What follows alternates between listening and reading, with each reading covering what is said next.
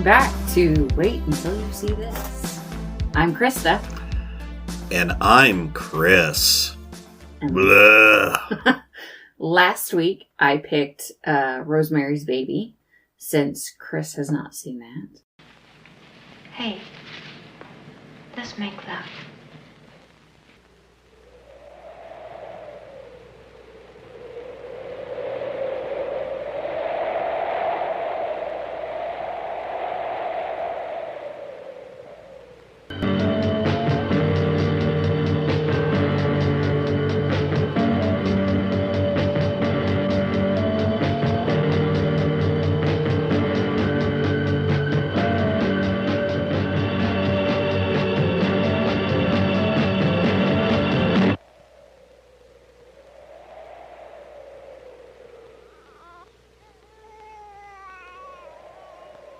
Paramount Pictures presents Mia Farrow in a William Castle production, Rosemary's Baby.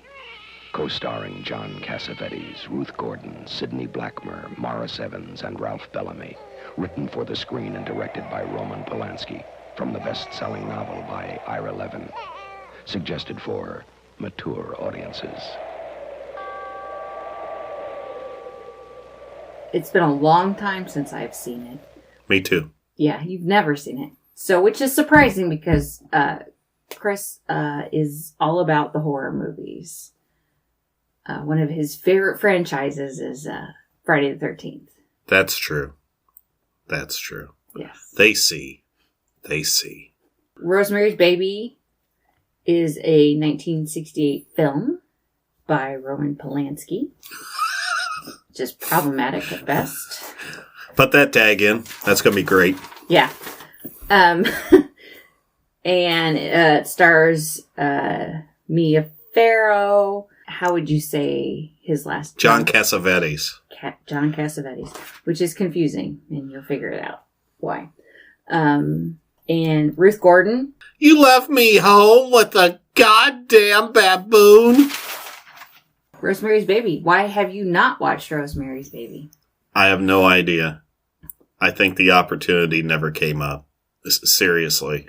I remember putting it on a watch list on HBO Max, but they probably deleted it or some shit. You know how they are. Mm-hmm. But, yeah, I never got around to it. Okay. Rosemary's Baby takes place in New York and is about a young couple moving into an apartment building with a problematic history. And they kind of they're targeted because they're a young couple and are looking, at least that's the feeling I got, is that they were targeted. Oh, yeah. Because they were a young couple and trying to start a family. That is my feeling. And then Roman and Minnie were their neighbors, saw the perfect opportunity. I agree. Great. And they had taken in that one woman who was a recovering addict. Yeah, she was just put in this movie to die. I mean... Clearly. It looks like the book was written in 1967. So they pumped that out fast. Yeah, they did. By Ira Levin, Levin. It was his second published book. This is according to Wiki, so take that with a grain of salt. Kiss Before Dying. A Kiss Before Dying was written in 1953. And then he did Rosemary. That sounds familiar. He also wrote the Stepford Wives. The Robot Ladies. Yes, the Robot Ladies. 1972. I've never seen the original of that. Really? Yeah. I saw the remake. It sucked. The Perfect Day, 1970. The Boys from Brazil. Oh, shit! The Boys? Do you know what that's about? No. Okay, here we go on a fucking tangent. He also wrote the play Death Trap in 1978. Oh, shit! That's good, too. Okay, The Boys from Brazil. Right. Okay, listen to this. Joseph Mengele is in South America, and he's creating this...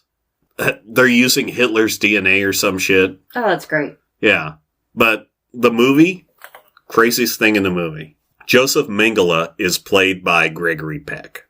That's right. Atticus Finch himself is Dr. Death. That's interesting. Yeah.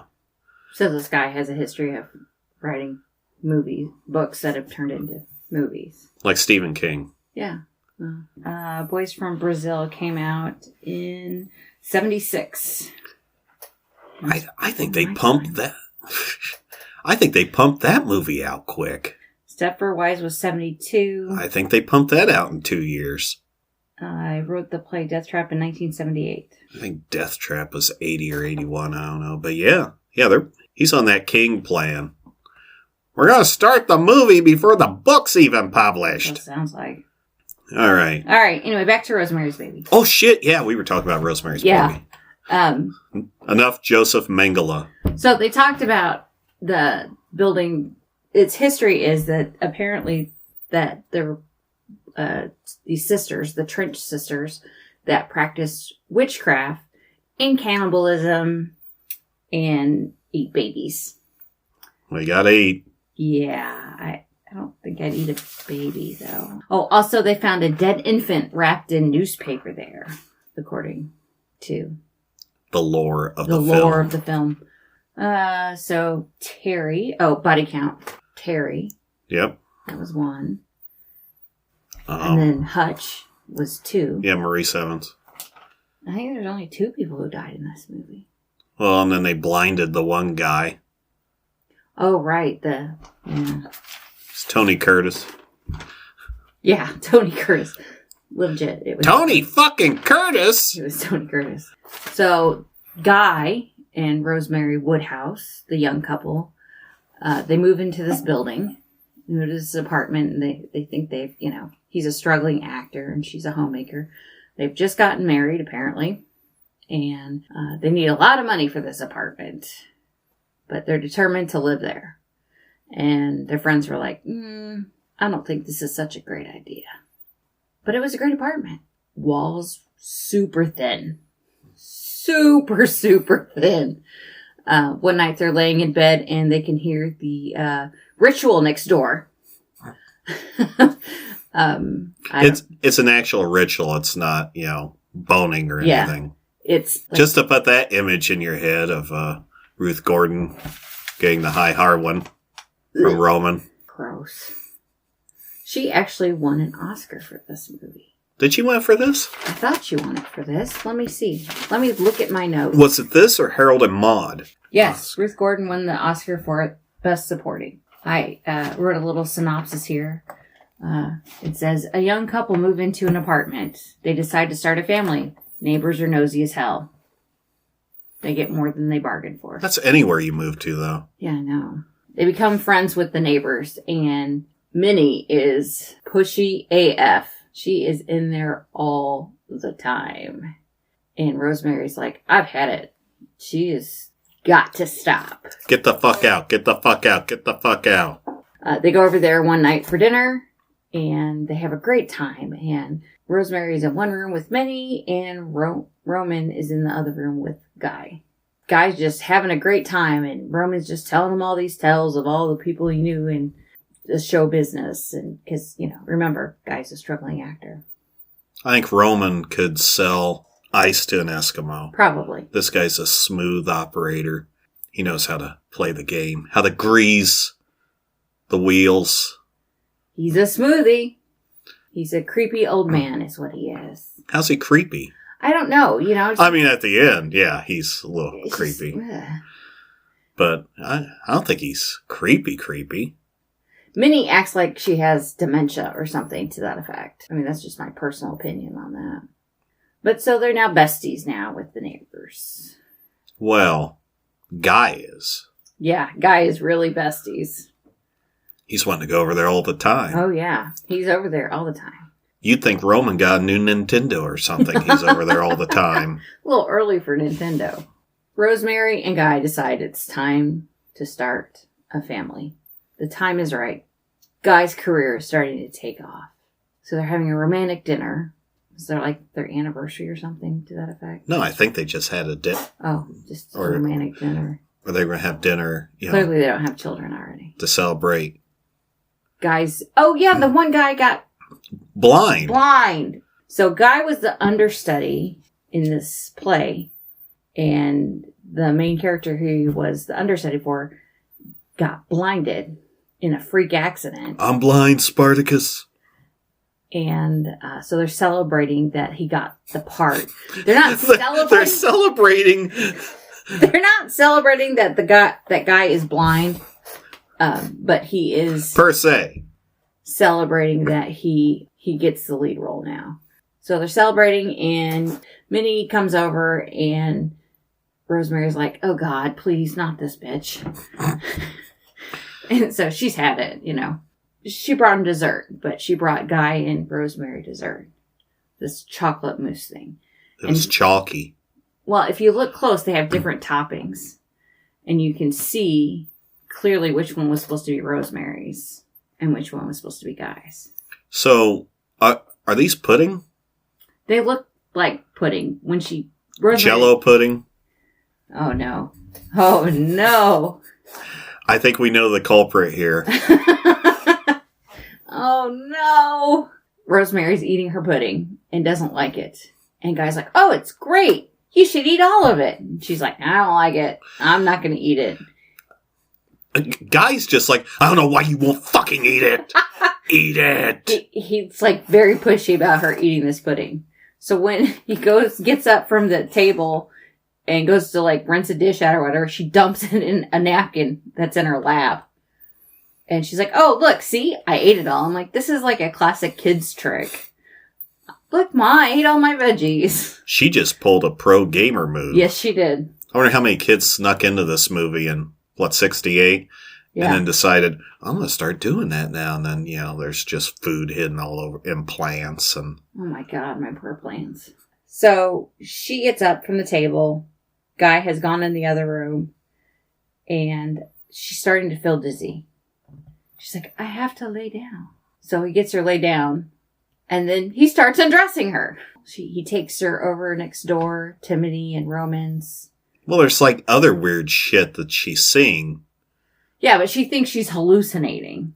She Yeah. doesn't think it's real.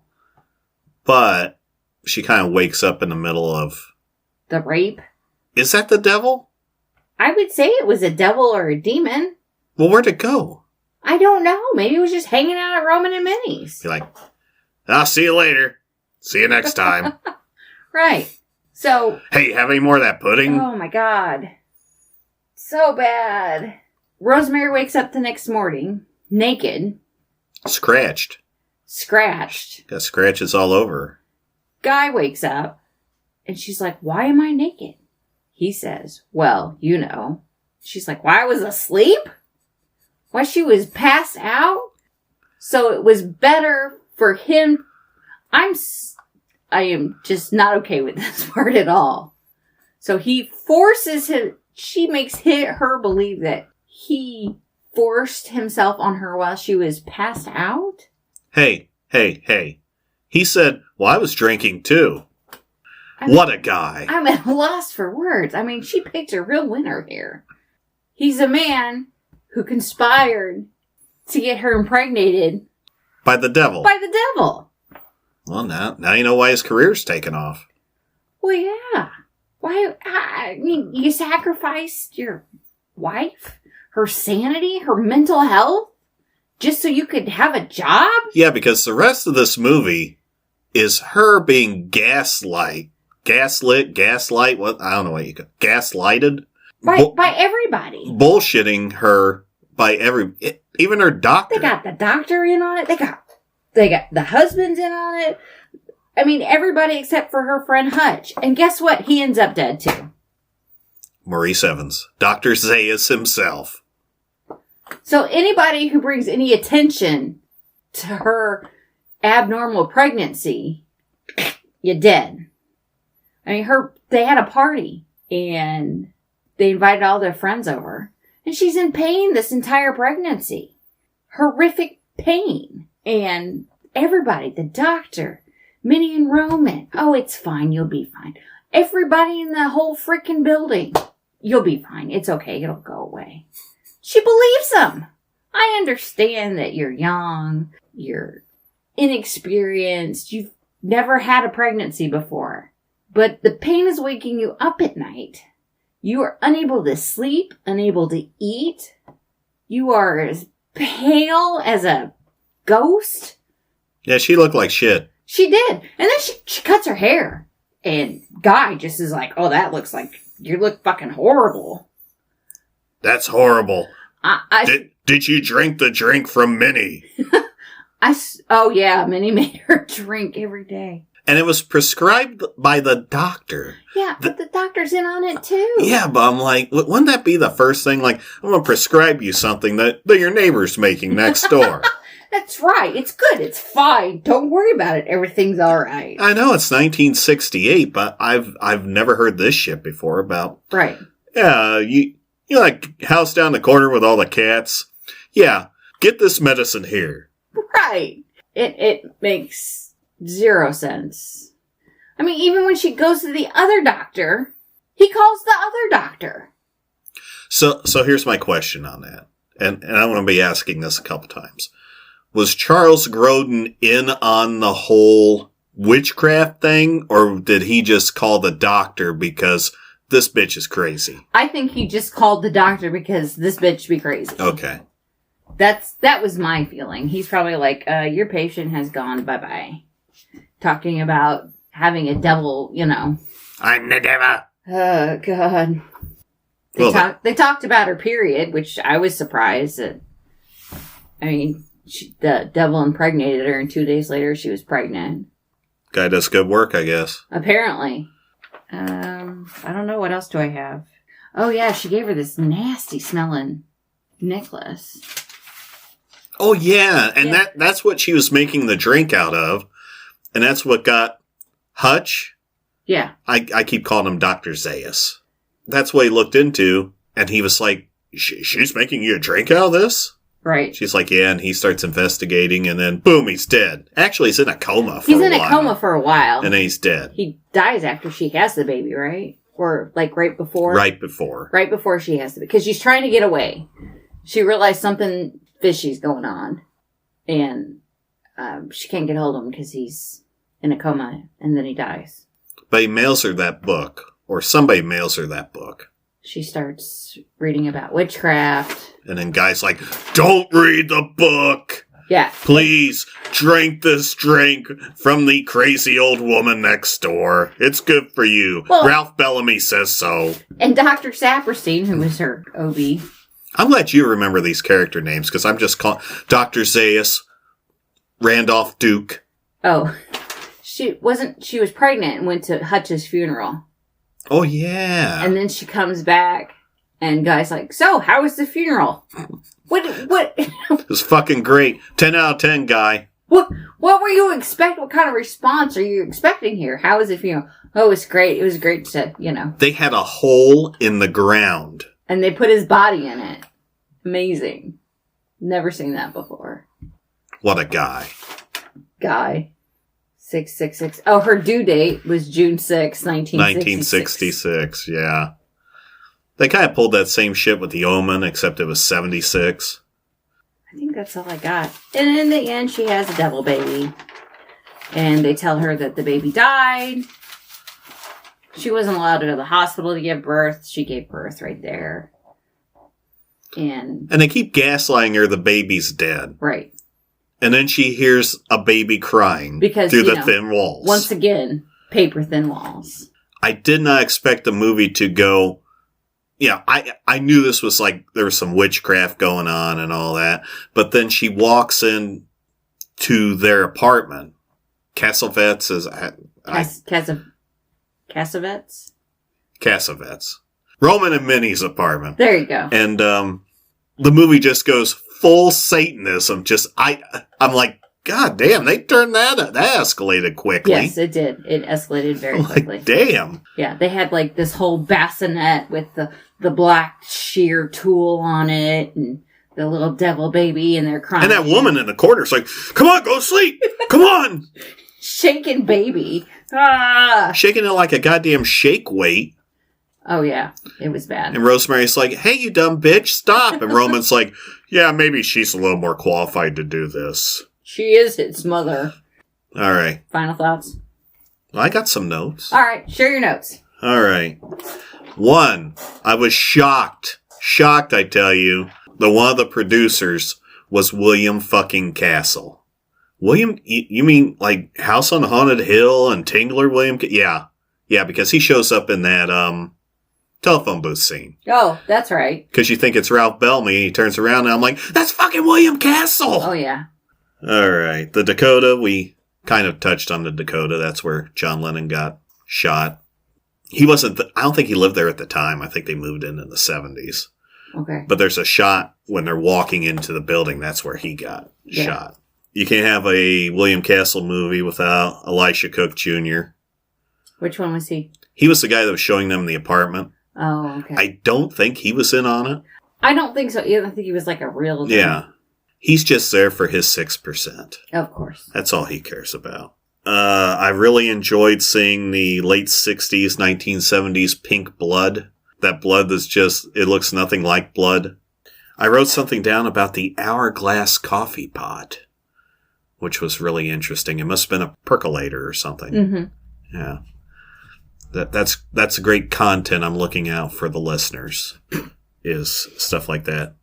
You love when things are time period accurate. Charles Grodin playing Dr. Jim Richards. That's good. You can tell it's 1968 because she kind of goes over the edge about Roman having pierced ears. Oh, yeah. I was like, what? Who cares? It's 1968. Who gives a shit? A guy that old having pierced ears. But then they would be never weird. explained it. They never explained why his ears were pierced. They never explained it. Because he's a Satanist. Doesn't make any sense. That other doctor, what the hell is his name? Dr. Saperstein? No, the other doctor. The other doctor, he's there at the end. He's their friend. Yeah, I mean, I'm vaguely remembering it. Yeah. Was he just a tenant in the building? I guess. Because I just dismissed him as a tenant in the building. I saw that guy, I'm like, hey, and I looked him up, it's Phil Leeds. He was in multiple episodes of Barney Miller. Oh, God. But most of you may remember him as God on an early episode of Night Court. Great times. Barney Miller. Barney Miller. Greatest TV theme song ever. Chris went through a kick where we were just watching Barney Miller all the time. All day long. We became quite familiar with Barney Miller. I was kind of struck by the fact that in the final satanic ritual for the baby, the Asian man was the one holding the camera. Yeah, that was a bit stereotypical. And then my final question is, after this, did Guy and Rosemary get a divorce?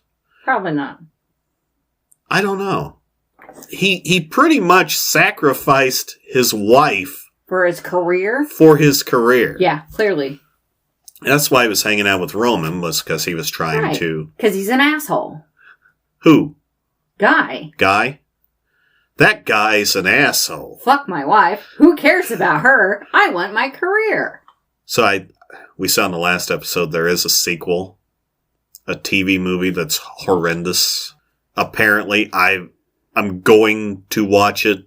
It's called Whatever Happened to Rosemary's Baby. It may answer some questions that we have. About Guy. Yeah. I know Ruth Gordon comes back. She's the only cast member that comes back. So is Rosemary's Baby an adult in this one? He's older, I think. How old is Ruth Gordon? How old is her character? She's timeless. She was old. And I think Rosemary is Patty Duke. Really? Yeah. Because originally I think they were going to go with Patty Duke, but then Patty Duke wouldn't do it because Satanism. Right. So Mia Farrow did it. Well, Polanski wanted Sharon Tate to do it. Yeah, and the studio was like... Nah. But they had already cast Mia Farrow for it. So Sharon Tate was her understudy. Can you imagine if Mia Farrow went blind? That would be horrible. But then Sharon Tate would get the job. So? Because of Satanism. Oh my God. Ha ha ha. Ha ha. And I think Polanski was brought on because Robert Evans did not want William Castle directing it. Because William Castle was cheap. And I guess he wanted to put some money into it. So, what did you think about? Would you watch it again? Are you glad you bought it? I'm glad I bought it. Mm-hmm.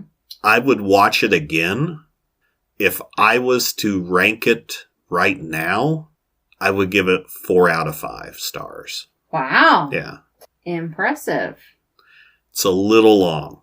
It is a little long in the tooth. Some of those things could have been, you could cut them down to montages, in all honesty. But yeah, I give it 4 out of 5. Good deal. And another thing I was thinking about is if the movie had come out 10 years later, how many sequels would we have gotten? More than one. Yeah. More than one. And they may have also done a sequel because you've got The Exorcist that came out afterward. Right. You got The Omen that came out afterward. So they were probably like, we can make a sequel. Well, what do you think of the movie? I liked it. I mean, it's been a while since I've seen it. I remember parts of it, like, her eating the raw meat and her walking up to the cradle with the Satan baby. I knew she was carrying some kind of demon baby. Right. And I'd seen the scene where, what's wrong with his eyes? What's wrong with his eyes? Yeah. But I didn't know the context. Right. I mean, I liked it.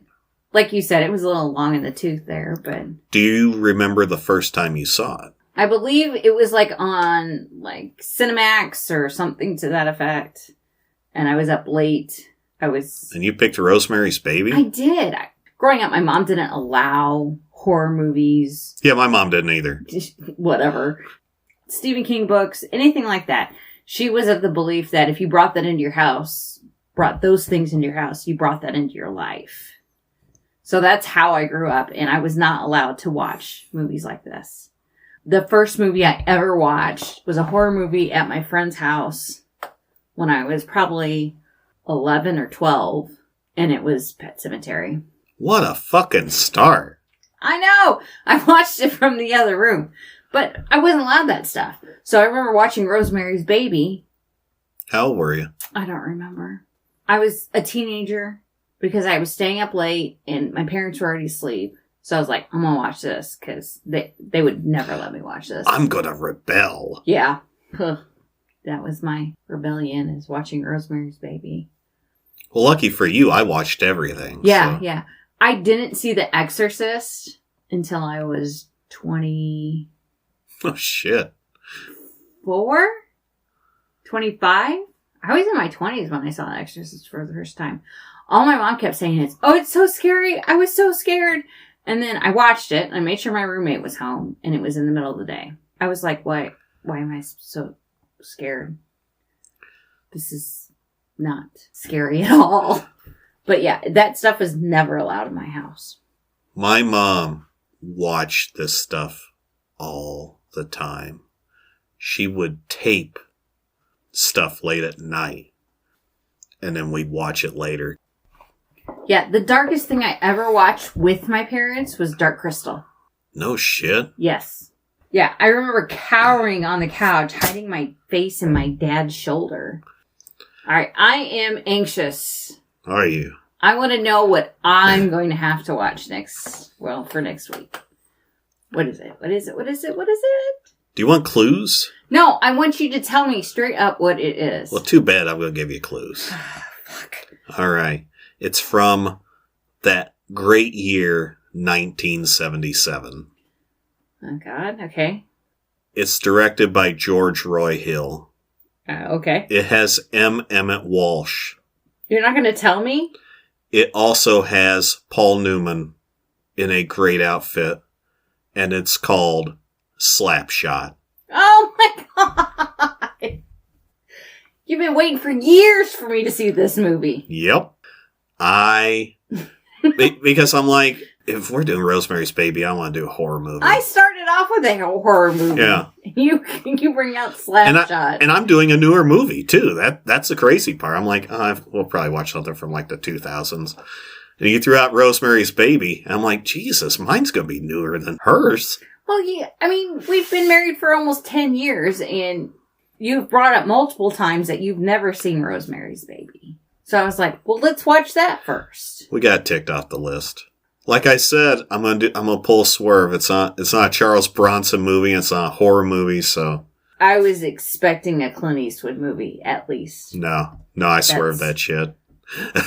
Wow. I'm like, okay. Slapshot, yeah. Which is fine. I like Paul Newman, so. I just hope you're not offended by the dialogue in this. I highly doubt I will be. But. I live with you. All right. And your clones. Well, I think that should wrap it up. All right, let's wrap it up. Okay, so next time out, it's going to be Paul Newman. Oh, God, here we go. Michael Ontkeen. I'm trying to think who the... M. Walsh. Strother Martin. I can't believe I forgot about Strother Martin. And directed by George Roy Hill, it's Slapshot. All right, good old sports movie. So until next time... Wait until you see this. Good night.